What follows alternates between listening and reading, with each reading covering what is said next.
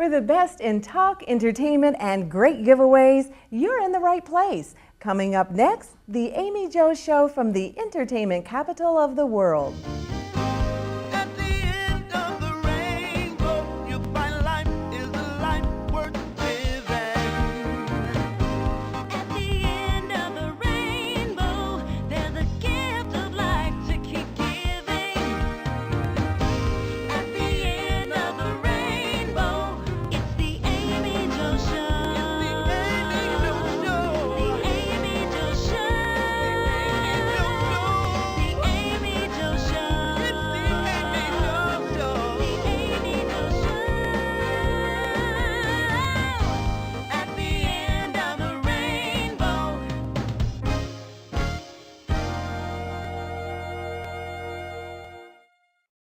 Thanks for joining us. You're watching the Amie Jo Show, and our show is about information you can use and entertainment you can enjoy. My guest today is a professional entertainer. He's performed at the White House, aboard the presidential yacht, and at many inaugural balls. He has captivated audiences around the world with his unique singing style. You name it, Phil Flowers does it. So sit back and be infotained by my guest, Mr. Phil Flowers. Welcome. That's a whole mouthful about you. I finally made it to your couch. It has been forever. I mean, really for real. No. It's so wonderful to be here. Thank you for having me. Well, it is really my pleasure to have you on. There are so many exciting things going on right now, and you and I have got secrets that we haven't told anyone. But I really want to talk about the things people don't know about you, because everybody knows you're a fabulous entertainer. They've seen you all over the city, really across the nation. And if I really can go further, around the world, because you are an international star. But I want to start at the very beginning, because I like to talk about success, and I like to tell the path, because the path is just as important as where a person ends up. So let's go way back to the beginning, to little Phil Flowers, and let's talk about what happened. Okay. You know, I don't think there was ever little Phil Flowers. I think I grew up an old man. Yeah, really, because having a father that was in the entertainment business also, it was grow up fast. And so why grow up fast? What do you mean? Well, you're around, in the entertainment business, you're around a lot of entertainers, and that's nightlife. Okay. In my home in the daytime, it was full of musicians most of the time, rehearsals. I got some of the best meetings of my life in my mind from meeting people like Aretha Franklin in my living room, Wilson Pickett, Sam and Dave, and Carla Thomas was a neighbor, people like that. And they would come over, they'd be smoking cigarettes, and I would be the DJ. Oh. I couldn't even read at some point, you know, and they'd say, well, put on Aretha Franklin, Respect. And I remember the label was red and black. So I'd go and get and put it on. So I always got to hang out with the adults. Never had a child to it, actually. I miss it now, but I didn't. Really? Now that kind of sounds like Michael Jackson, but in a different way, because he was actually working as an artist as a young kid, but you were just surrounded by it, and it had the same effect on you.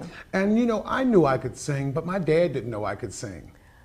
Really? Yeah. So he didn't push you into the business or anything? Absolutely not. Wow. It's funny, we were just speaking about it the other day, and I was saying my mom used to call my dad Phil Flowers, and I'd say, Mama, why you call Daddy Phil Flowers? And she said, because he's never home.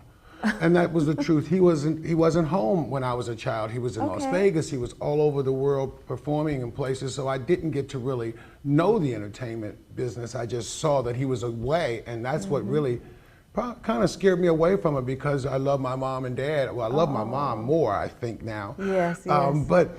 And it kept us apart as a family. Oh, I see. But that didn't really stop you, because when you were in high school, like 13, 14, you started performing and doing all sorts of things. I mean, you've got some fabulous pictures that they're probably looking at right now, showing some outstanding outfits. You were like pretty ahead of your time. I was a designer before I knew it. I remember cutting off the legs on 2 different pairs of pants in 2 different colors and sewing them so they'd be opposite colors. And because, you know, you've got something there. I kind of been ahead of my time for a while. Okay, well you definitely I'm catching up now though with age. But you're a fashion plate. People love to see you out and about because you always have like some gorgeous outfit. Now he did say he's going to start shopping for me, so in addition to my beautiful bling jewelry that I'm wearing on the set, look forward to some really outstanding clothes too. Bye, St. John. No. But let's talk a little bit more about the music and how that really went along for you, because once you became an adult and you started performing, you worked for Donald Trump, and I don't think a lot of people know that. So what was it like working for the Donald? It was actually a great experience for me Okay. because of Atlantic City was the East Coast, Las Vegas, and I Yeah. was there, started working for Donald probably, we'll call him the Donald, just like you Okay. said, in the early 80s. And for probably 8 straight years, I worked with Donald Trump at Trump Plaza for 22 weeks a year. 22 weeks. I started for 2 weeks and did good, and I stayed in the room for 22 weeks a year. Wow, that's nice. Well, Was. I would be remiss if I didn't mention his hair. People Ah. are always talking about his hair. So what's the deal with his hair? I won't mention his hair. All I would say is some people say that he had that waveable hair. Okay. And that's when the wind blows, it waves. That's but very kind gentleman, and he kept me Yeah. working. So you do your thing, Donald Trump. I love the hair. Okay. And you know what? You have to admire him for his prowess when it comes to business and all the things that he does. The man Absolutely. is so smart. He can be bald, he can wear a wig or whatever, because he's definitely got it upstairs. 100%. And I'm the same way. I do Yeah. things like different styles. I'm always trying to bring a style back or do something that somebody wouldn't do. And I just act like it's normal. So he has to feel that way. You have to Yeah. love yourself, and you can carry off anything. Yeah. Well, we've talked a lot about your career, what you've done in the past, how people love you. So I'm going to show everybody a little snippet, just to whet their appetite. So everybody, take a look at this. Don't you remember you told me you loved me, baby?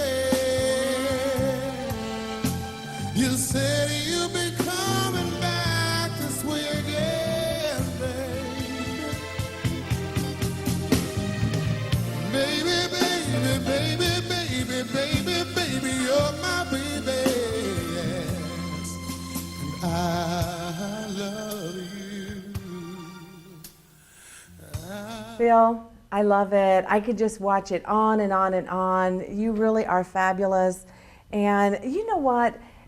It's one thing to be an entertainer, start the business, do it for a while, but to stay in the business the length of time that you have, there's got to be a key to making that happen. So we're going to go to a break. What I would like you to do is tell me when we come back from the break, what is the single most key to your success and the longevity that you've enjoyed in this industry? I can do that. So you, my viewers, if you can answer my Atlantic City trivia question coming up at the break, I have 2 tickets and dinner for you. So call the 800 number that you see on the screen right before we come back from the break. Call 855-246-6678, and you're on your way to a fabulous show and dinner on me. Stay in your chair, don't go anywhere. We'll be right back.